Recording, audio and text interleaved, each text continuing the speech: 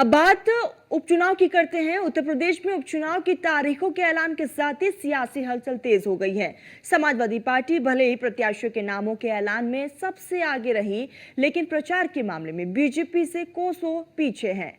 CM योगी ने पूरे चुनावी अभियान की कमान अपने हाथों में ले रखी है। पिछले कई महीनों से लगातार चुनावी क्षेत्र का सीएम योगी आदित्यनाथ दौरा कर रहे हैं। इसके बिल्कुल उलट समाजवादी पार्टी औपचारिक रूप से अब प्रचार अभियान की शुरुआत करने वाली है।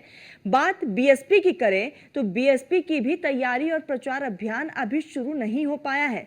सवाल उठता है कि एक तरफ बीजेपी है जो लोकसभा चुनाव के तुरंत बाद ही उपचुनाव के लिए सक्रिय हो गई थी, और दूसरी तरफ समाजवादी पार्टी, बहुजन समाजवादी पार्टी है जिनके नेता अभी चुनावी क्षेत्र में भी नहीं पहुंचे। ऐसे में उपचुनाव के रण में वो बीजेपी से कैसे मुकाबला करेंगे? क्या सिर्फ जातीय समीकरणों के सहारे ही ये दोनों दल करिश्मा करने का सपना देख रहे हैं? एक रिपोर्ट आपको दिखाते हैं।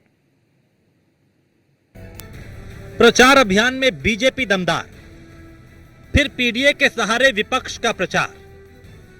उपचुनाव के रण में किसके जमेंगे पांव? कौन बाजी मारेगा, किसका फेल होगा दाव? उपचुनाव की तारीख का ऐलान हो चुका है, लेकिन समाजवादी पार्टी ने अब तक औपचारिक तौर पर चुनावी अभियान शुरू नहीं किया। खबर है कि अखिलेश यादव करहल से प्रचार अभियान की शुरुआत कर सकते हैं। हालांकि इससे पहले सपा ने पार्टी के बड़े नेताओं को फ्रंटल संगठनों के सदस्यों को जमीन पर उतरने के निर्देश दे दिए हैं और पार्टी के बड़े नेताओं को अलग अलग सीटों की जिम्मेदारी भी सौंप दी गई है। दूसरी तरफ बीजेपी है जो लोकसभा चुनाव के बाद से ही मैदान में उतर चुकी है। सीएम योगी अयोध्या का 4 बार दौरा कर चुके हैं।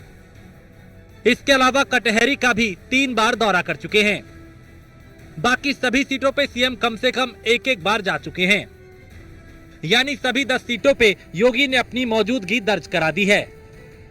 बीजेपी ने 30 मंत्रियों की फौज भी मैदान में पहले से उतार रखी है। एक सीट पर 2 से 3 मंत्रियों को जिम्मा दिया गया है। हमारी तैयारी पूरी है, मांग कोई नहीं। हम एनडीए घटक दल के हैं और एनडीए चुनाव लड़ेगा। 9 की 9 सीटों पर एनडीए चुनाव लड़ेगा। हम 9 सीटों पर चुनाव लड़ने जा रहे हैं और पूरी तैयारी है। एनडीए ही वहाँ जीतेगा। 10वीं का अभी सवाल उसका नहीं, उस पर अभी चुनाव आयोग ने उसको रोका हुआ है 200 सीट को, और उसका एक बार फैसला हो जाए। ऐसी कोई मांग नहीं है हमारे यहाँ। गठबंधन में मांग नहीं होती है। हमारे यहाँ जब लड़ते हैं तो ऐसा नहीं कि हम एक लड़ेंगे, 2 लड़ेंगे, या हम जो जितनी सीटों पर चुनाव हो रहा सारा पे एनडीए चुनाव लड़ेगा और सभी पर तैयारी हमारी पूरी है। यानी प्रचार अभियान के मामले में बीजेपी सपा से कोसों आगे है। ये बात और है कि समाजवादी पार्टी ने प्रत्याशियों के ऐलान के मामले में तेजी दिखाई और 6 नामों की घोषणा पहले ही कर दी। अब सिर्फ कुंदरकी, मीरापुर और गाजियाबाद सीट पर ही नामों का ऐलान बाकी है। लेकिन प्रचार अभियान में सपा की सुस्ती से सवाल खड़े हो रहे हैं कि इस बार भी सपा को पूरी उम्मीद है कि सिर्फ पीडीए के नाम पे वोट मिल जाएंगे। इसके लिए आपको इन सभी सीटों का जातीय समीकरण समझना होगा। मैनपुरी की करहल सीट पर यादव मुस्लिम गठजोड़ मजबूत है। प्रयागराज की फूलपुर सीट पे कुर्मी, मौर्य और मुस्लिम वोटरों का प्रभाव है। मझवा की सीट पर राजभर, कुर्मी और ब्राह्मण वोटर निर्णायक है। अंबेडकर नगर की कटहरी सीट पर दलित, कुर्मी और मुस्लिम वोटर प्रभावी हैं। मीरापुर सीट पे जाट, दलित और मुस्लिम मतदाताओं का प्रभाव है।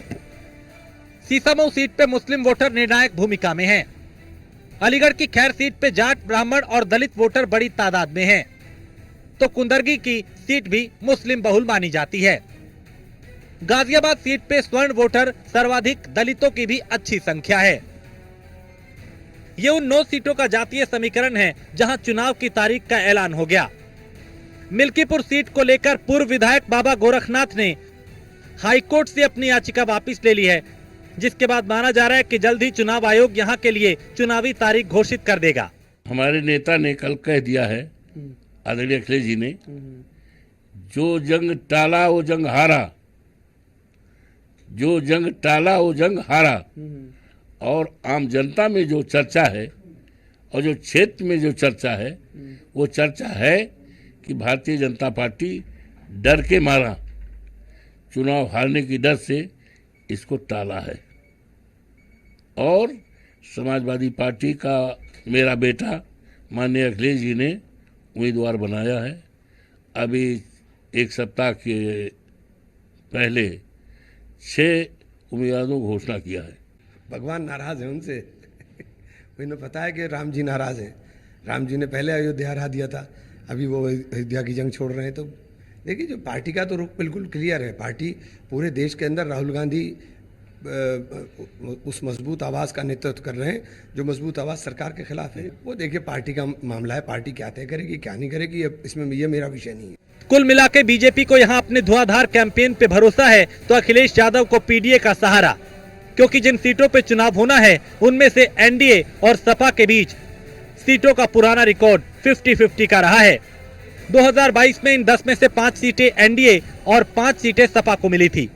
ऐसे में बड़ा सवाल ये कि क्या उपचुनाव के रण में सपा का पीडीए कार्ड काम आएगा या फिर बीजेपी नेताओं की कैंपेनिंग देखना दिलचस्प होगा।